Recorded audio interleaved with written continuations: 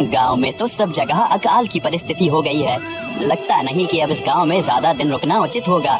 काम के लिए बाहर गांव तो जाना ही पड़ेगा। भूषण काम की तलाश में दूसरे गांव की ओर निकल पड़ता है। चलते चलते वह विजयपुर गांव में आ जाता है। वहां उसका रहने का कोई ठिकाना नहीं था और उसके पास कोई काम भी नहीं था। चलते चलते वह एक अमीर किसान जगत सेठ के पास आ पहुंचता है। सेठ जी, मैं भूषण दूसरे गांव से आया हूँ। हमारे गांव में अकाल की परिस्थिति हो गई है। लोगों के खेत सूखे पड़े हैं। गांव में बूंद बूंद पानी के लिए लोग तरस रहे हैं। अगर मुझे आपके पास कुछ काम मिल जाएगा तो बहुत कृपा होगी बड़े भाई। अरे रे, लगता है तुम्हारी हालत बहुत खस्ता हो गई है। ठीक है, वैसे मेरे पास एक काम तो है, पर लगता नहीं कि तुम वो कर पाओगे। सेठ जी, आप चिंता ना करें, मुझे आप कोई भी काम दे सकते हैं। मैं वो काम पूरी मेहनत और ईमानदारी से करूंगा। अच्छा ठीक है भूषण, तो कान खोल कर सुन लो।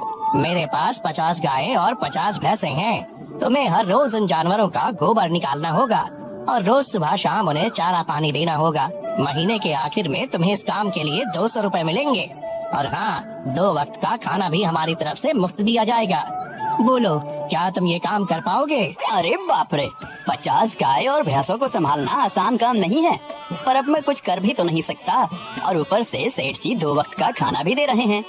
ठीक है सेठ जी, मैं ये काम कर लूंगा, पर एक विनती है। हाँ बोलो भूषण, क्या बात है? सेठ जी, अगर आपको समस्या ना हो तो क्या मैं आपके गायों के साथ गौशाला में रह सकता हूँ?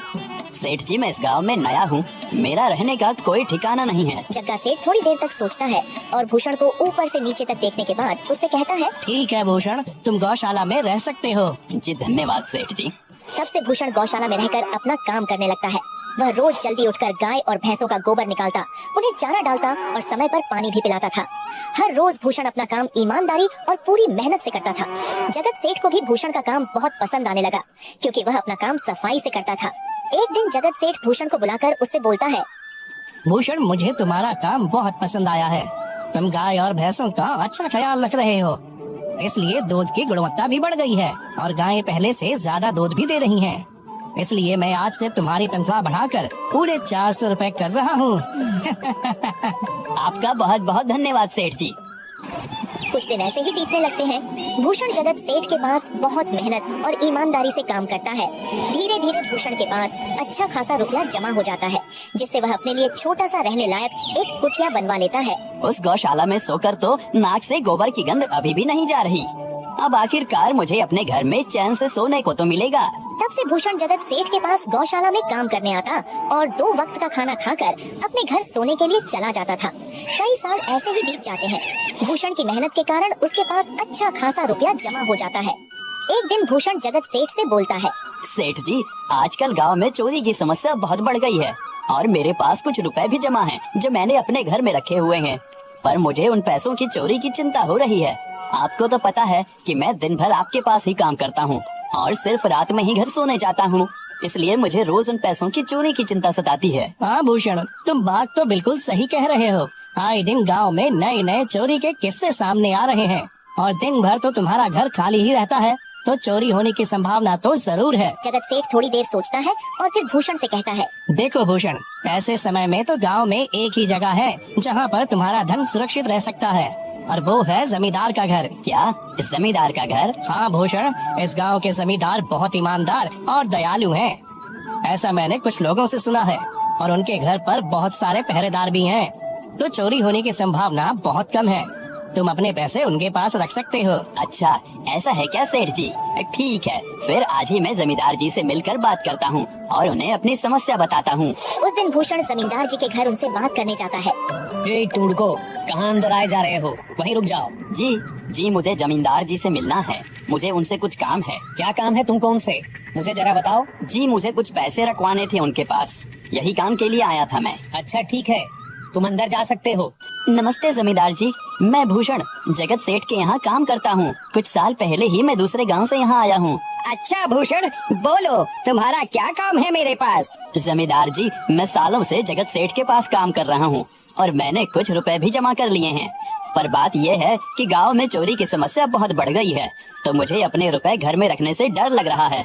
अच्छा, कितने रुपए जमा किए हैं तुमने? जमींदार जी, यही कोई 5 से 6 हजार रुपए होंगे मेरे पास। वाह, ये तो बड़ी रकम है। मैंने आपकी ईमानदारी के बारे में लोगों से बहुत सुना है, इसलिए मैं अपनी रकम आपके पास कुछ वक्त के लिए रखने आया हूँ। हाँ भूषण, तुमने बिल्कुल सही सुना है। तुम्हारी रकम मेरे पास पूरी तरह से सुरक्षित रहेगी। तुम अब चिंता ही छोड़ दो, मैं सब देख लूंगा। भूषण अपने पैसों की थैली जमींदार को दे देता है। ये पूरे 5,800 रुपए हैं, आप गिनकर देख लीजिए। गिनने की क्या जरूरत है, तुम तो जगत सेठ के आदमी हो, मुझे तुम पर पूरा विश्वास है। जमींदार जी, आपका बहुत बहुत धन्यवाद। अब मुझे चोरों का कोई डर नहीं है, क्योंकि मेरे पैसे सुरक्षित हाथों में हैं।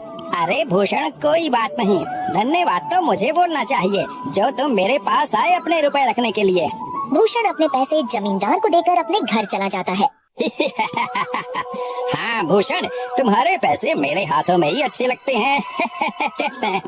ऐसे ही भूषण ईमानदारी और मेहनत से जगत सेठ के यहाँ काम कर रहा था। देखते ही देखते 2 साल ऐसे ही बीत जाते हैं। एक दिन भूषण सोचता है, अब बहुत साल हो गए जगत सेठ के यहाँ काम करते हुए। वैसे सेठ जी तो बहुत अच्छे इंसान हैं, पर सोच रहा हूँ कि खुद की जमीन लेकर उस पर मेहनत करूँ, तभी मैं बड़ा आदमी बन सकता हूँ।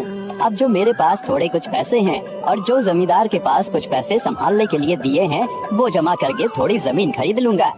आज ही जमींदार से मिलने जाता हूँ और अपने रुपए मांगता हूँ। ये सोचकर भूषण जमींदार जी के घर चला जाता है। जमींदार जी, मैं अपने रुपए वापस लेने आया हूँ। आपके पास मैंने 5,800 रुपए दिए थे संभालने के लिए। अरे भाई साहब, मैंने पहचाना नहीं आपको, वैसे कौन हो आप? अरे जमींदार जी, मैं भूषण हूँ। पिछले साल मैंने आपको पैसे संभालने के लिए दिए थे, याद आया कुछ? अरे भाई साहब, मेरे पास कितने सारे लोग आते जाते हैं पैसे रखने के लिए, और सभी के साथ मेरा अच्छा व्यवहार होता है। वैसे आपके पास कोई कागजात हैं क्या? क्योंकि मैं हर व्यक्ति से कागज पर ही व्यवहार करता हूँ। किसने कितने पैसे दिए, किसके कितने पैसे रखे हैं, सबका व्यवहार रहता है मेरे पास। जमींदार जी, ये आप क्या बात कर रहे हैं?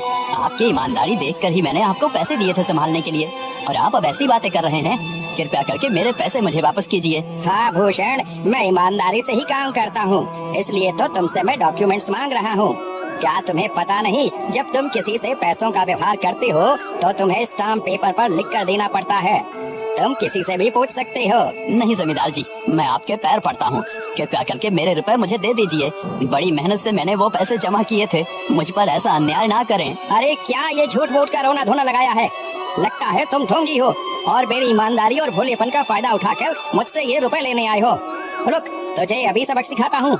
जमींदार अपने आदमियों को बुलाकर भूषण की पिटाई करने को कहता है। इसे तब तक मारो जब तक ये बेहोश न हो जाए। इस 2 कौड़ी के आदमी ने मेरी ईमानदारी पर सवाल उठाया है, इसे छोड़ना मत। जमींदार के आदमी भूषण को डंडे से खूब मारते हैं। फिर भूषण दुखी होकर अपने घर चला जाता है। भूषण के शरीर पर घाव के निशान स्पष्ट दिखाई दे रहे थे।